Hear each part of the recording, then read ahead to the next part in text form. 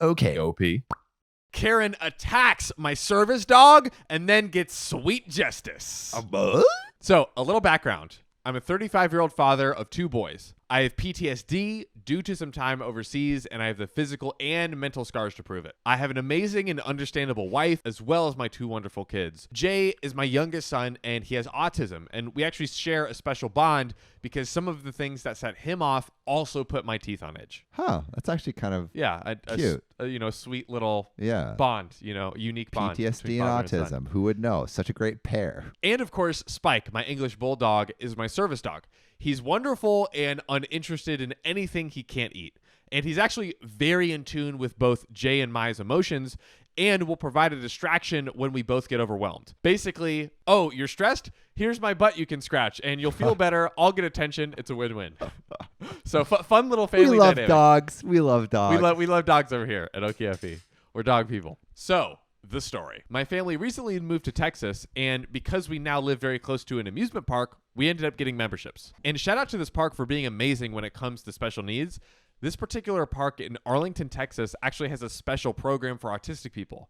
They have rooms set aside to chill if they're overstimulated so you can relax, go back out, and get overstimulated again, and around you go. That's pretty cool. Yeah, it's really awesome. With Jay, we also don't have to wait in line. This is a huge bonus for us and the cause of the story. The park has a pass that will let you skip most lines that they charge an arm and a leg for. However, that particular pass, you still end up in a line with hundreds of people that also purchase it. Basically, everyone can buy it, so you're still in line. However, my son Jay gets no lines at all. We get an even specialer pass, and we get to go in through the exit. So basically, guaranteed 0 lines. That's awesome. Yeah. And the workers there sign the pass, and then we get to go through the exit onto the ride. Perfect. And my son Jay has his favorite ride, the log ride, which honestly, I feel you, Jay. Like, log ride. Have you ever been to, I forget the log ride. Disneyland? Yeah. Splash Mountain. Splash Mountain. Yeah, Splash Mountain's great, dude. A classic, right? So I feel you, Jay. I feel you. I remember like in 8th grade, or maybe it was like end of high school. Uh-huh. We had like a group of girls we went with, and the log ride, like you could get all like snuggly with your lady friends, and then you get all wet and hot and bothered. Log rides. But I guess that's not what's going to happen with this son and his father. Yeah, that is, yes. That's a different kind of story. Thank God. Oh, man. So there have been days that we would ride the log ride over and over, and then we would eat. We also have a food pass, which we pay for, and then go back on the log ride again. So they love this ride. Mm-hmm. My girlfriend loves the log ride too. Hey. God, that was so cheesy. I'm here for it. You could say she's gushing when it's... Oh, my God. Ariana, shout out. So, on this day, T, my oldest, and Jay wanted to both go on the log ride. So, we make our way to the exit and left my wife and Spike in the shade because someone has to stay with the bulldog. As we are getting to the exit, a woman starts screaming at us. I have absolutely no hearing on my right side thanks to a high pressure wave. That doesn't sound fun. Jeez. So I didn't really consider it worth turning my head to listen. Now, because we ride this ride almost exclusively, the workers on this particular ride know us by name and sight. Wow. Jay even talks with them, which is rare and really awesome. So we go in, show the pass, sit, and ride. This time, though, Tabitha, I'll call her Tabitha because Karen is overused, the woman who is screaming at us was waiting at the end of the ride. She didn't even want to ride. She just yelled about us going through the exit and how we were abusing the system. Now, anyone that looks at Jay can see he's in a world all his own. I honestly wouldn't be surprised if he was literally reading the future or talking to aliens. He's freaking awesome. I love this relationship between It's really adorable. It's really incredible. Now, the red shirt tries to calm her down. My son T is getting upset because he's a normal 9-year-old and adults yelling is uncool. And Jay is making his usual excited sounds, waiting for the log to stop so we can go back in again. We get in, and as we float away, we still hear Tabitha screaming. She's still complaining. She's still yelling? Still. Why is she trying to ruin all the fun? It's just insane. The ride ends and we exit. We figured we would never see Tabitha again, but you won't believe what happened next. Oh, God. Tabitha appears out of nowhere, hooting and screaming. She's screaming because Jay is an R word, and that doesn't mean that we should get extra rights. Wow. Yeah. You're really just showing your colors there, bro. It like off the jump, just showing what she is about. The screaming causes Jay to let out his super screech. Now, anyone that has children with autism knows that autistic kids have superpowers.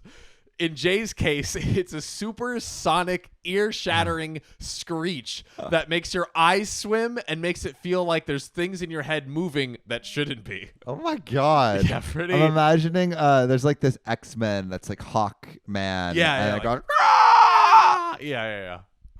Exactly. This is exactly what this sound feels like. So the whole time, Spike was laying on the ground in this froggy, cute position, as bulldogs do, just looking at Tabitha like she's a rabid dog, but not worth getting up for. As we're being screamed at, I see 2 police officers approaching from behind Tabitha. I smile, but then my smile breaks because Tabitha runs over and kicks Spike as hard as she could. She kicks the dog? She kicks the freaking dog, yo. You're the worst, Tabitha. Dude, can you imagine? Dog kicker. I'll kick you. Kick you to the moon. Seriously. Now, at this point, my flip switches because now my family is literally under attack. Remember, he was in the military. He was in the military. He has PTSD. He has PTSD. He's getting flashbacks to enemy combatants. Exactly. Karen is as target number 1. So now at this point, I start to react. Before I could make contact with Tabitha, though, she's already in the air and being carried, half dragged away and being cuffed. Now, in front of me is a well-dressed and pissed off officer. I don't know why well-dressed is important, but it's in there. He tells us he heard the screech and started heading over to it. The supersonic screech. The supersonic screech. It's like the bat signal for autistic kids. I was just about to say that. So he was heading over because he thought a ride broke or something really bad happened. I took the time to unflip my switch and examine Spike.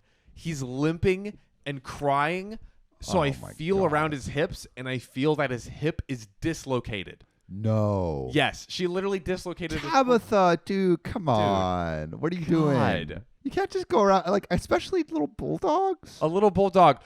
And her reasoning is because a person who has special needs gets to go on a ride ahead of other people. Like, what? Bruh, like, there's no excuse, but those waits are really long. Yeah.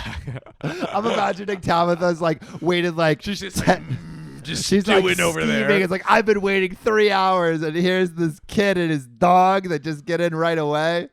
And she paid for the pass too, so she's probably like, I paid for this pass, yeah. You know, I still have to wait. Damn. God. The wait in line makes people crazy. Have you seen Black Friday lines? People throw hands. But it gets long. It does get long. Oh yeah. But like, I'm not kicking people's dogs yeah, because John, I would not expect that you're punting bulldogs after waiting in line for an hour. Sam's just walking around in line, just kicking dogs. Yeah, I know. That's me. I'm just like I'm like a henchman. Like yeah.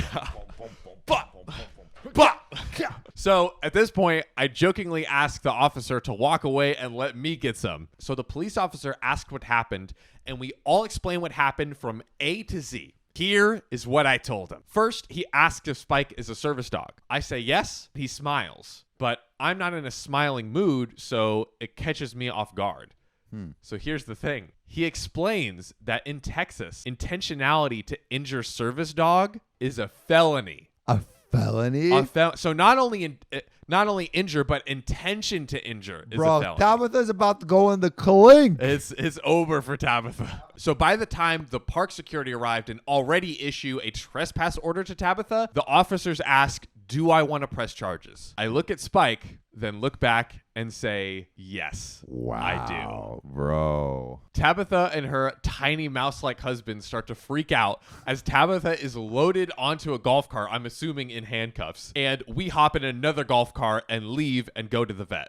Wow. The vet fixed Spike and all is now well. We went back the next day with Spike in a stroller. No one batted an eye because everyone loves a bulldog in a stroller. I love all the adorable things about this family. You know, have this special bond with the father and son. Yeah, I also like the descriptions. Like we have like a mouse-like husband. We have this cute little bulldog. We have the Sonic X-Men-like autistic child. Like everything. It's awesome. Everything a good story needs. Now, I've been contacted by the investigating officer and given depositions. I may have to testify, but I look forward to sitting on that bench with Spike on my lap. Wow. Sweet justice, baby. Justice, Lady Let's Justice get it, yo. acting swiftly. Oh, man. A satisfying end. Yeah, dude, super satisfying. Frickin' Tabitha / Karen / Bro. Tabitha gets what she deserves. Sorry. Sorry, but not sorry. Sorry, but not sorry. Bruh, I kind of want to service like a pigeon. A service pigeon? Yeah. Why a pigeon specifically? I don't know. Pigeons get a bad rap. Oh, so you're here to like restore. Yeah, yeah. kind If of you like, ask I want to Naima about restore a the pigeon, image of the pigeon. if you ask Naima about a pigeon, it won't end well. Why? What's she? She's from New York. Okay, like all right. But do you know the history of pigeons? Educate me. So like Here we go. Special Bruh. treat for all you guys that stay to the end. yeah, so like in like the 20s, pigeons were incredibly valued. In the same way you have breeding competitions for dogs, they had breeding competitions for pigeons. And some of these Wow. pigeons would go for the equivalent of like hundreds of thousands of dollars. Wow. And like people would have like the white pigeons, the all black pigeons, and the speckled pigeons. And then it kind of fell out of fashion, right? And then all these pigeons had no home to go to, and they went to the streets. And now we just got a bunch of homeless pigeons that once were in the creme de la creme of society. Wow. That's super interesting. Mm. I never knew. See, so I have no beef with pigeons. I definitely have beef with seagulls coming from Florida. Seagulls and seagulls we are don't get just along. evil. Dude, seagulls, they're like, okay, so I actually have another quick story. Yeah. When I was like 14, we thought I had like a testicle cancer for a bit. I didn't. What? It worked out. At Yeah. 14. It was wow. just it was a very terribly placed hemorrhoid. Hemorrhoid or on like your cancer, like on your testicle? not on the testicle, but like in that, like, so not testicle cancer, but like cancer like inside my In the scrotum. crotchal region. Essentially, I had So I went. I can't remember what part of the process that was. But I had gone back to the children's hospital, and so my dad and it was like on the pier in St. Petersburg. He would like take me out for like a special lunch because like this was a really crappy process to go through. I can imagine. So we were You eating. barely on this, like, know what your body is at 14. Yeah. So I think like, oh shit, I'm not gonna have a testicle. Dude. Yeah, it was No bueno. It was scary. So we were eating at this really nice restaurant, like on the pier, like overlooking the ocean, like high up, like a few floors up. And so the seagull just like beelines it straight for our food, and like you could tell the seagull like doesn't give a fuck. Like, yeah, seagulls don't give a fuck in general. They will tear you to pieces. Yeah. But this one, like, they at least like run away from you. This one was like headed straight for us. Like Oh it was about that action. The seagull sense weakness is like, this person has some kind of lump on their exactly. testicle. Like, I'm gonna attack perfect. it. Their moment. They're depressed. They're sad, and we're gonna get them. So the seagull flies in and it picks up something in it, like fries or something in its mouth. My dad straight up punches it in the air, like makes full fist contact, and the seagull's like ah, like flies off, Bro. And Did he drop the fries? I'm pretty sure he dropped whatever was. That's so it was like, funny. He almost like fell on the floor and like regained like control and just like flew away. And that was the most badass thing I've ever seen. My dad too. Oh my god, that's hilarious. Wow, Dude, great seagulls stories. Can go die. Great stories. Great we saved for story. the Yeah, end. facts. So if you guys have just heard these stories, then That means you should subscribe. I mean, you're Come on. gonna get this fresh hot content. Yeah, fresh hot, So- fresh steaming hot content served right up. Do Your it, guys. big old face. Subscribe for my testicles. They made it. We're all good. I'm not Johnny One Nut. Like, just for that, Johnny One Nut. guys. I really deserve a subscribe just for making it through.